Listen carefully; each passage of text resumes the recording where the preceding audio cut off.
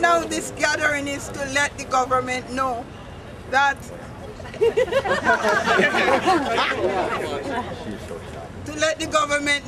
enough is enough, and no way we as workers together are going to take any more of what they are doing to us.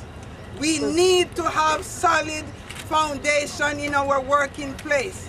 We need to have benefit. We need to have good wages. We need to get respect and recognized. Slavery is no more in this world anymore, and Canada will no more tolerate it. And we as LKRA together, we are going to fight for the dignity and the rights of all the clients and the workers in the workplace, and more than all, for the residents that work so hard to achieve quality living.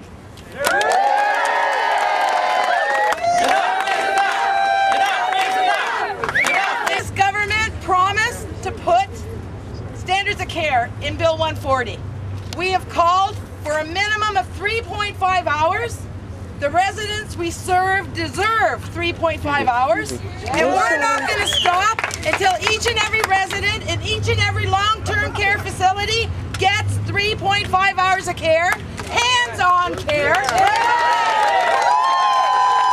If they won't take us to a chronic care level, off the bat, we're not going to stop until they say 3.5. Yeah. Lobby your MPPs.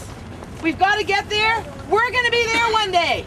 Yes. And the healthcare workers in this crowd know we all deserve better care, more hands, more dignity in long-term care facilities.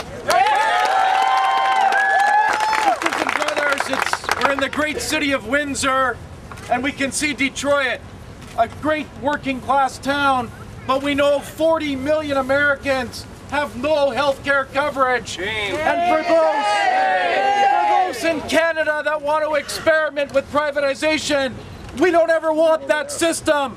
We want a fully public Canadian system where the size of your wallet doesn't dictate the quality of your health care. Fred is right. This is a national debate. Yours is the 10th province to meet in the last 15 weeks in our great union. Every CUPE convention is debating health care. 2 nights ago, in my home province, the Tories ran an election campaign and made 2 critical mistakes. 1, they said health care wouldn't be their #1 priority. And 2, they said privatization options had to be looked at. What did the citizens of Manitoba do for the 3rd consecutive time? They returned an NDP government who said public health care is #1. And that NDP government has 2 CUPE sisters elected, 5 more women, 13 out of 36 MLAs, women putting health care front and center in the province of Manitoba. So your debates this morning and the debates you have in the next 2 or 3 days will talk about McGuinty and Ontario. But we need your voice to help out the citizens of British Columbia, where all new hospitals must go through a P3 screen. We need your voice to say to Mr. Harper, don't tie federal investment in healthcare to P3 campaigns. Mr. Harper, you have a minority government. You can be replaced. The citizens of Canada want public health care now. We want a national pharmaceutical plan. We want improved health care for all Canadians. Sisters and brothers, we represent personal support workers in the home care system. Home care is part of health care. The Romanow report talked about the need for a national home care program.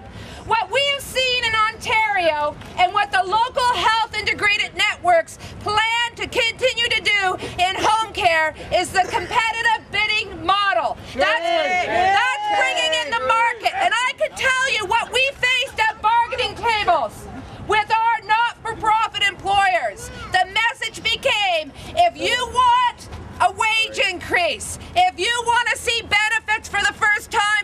workers. We're going to be out of business because it's not competitive. That's the reality of competitive bidding. It's the lowest common denominator. And I want us here today to say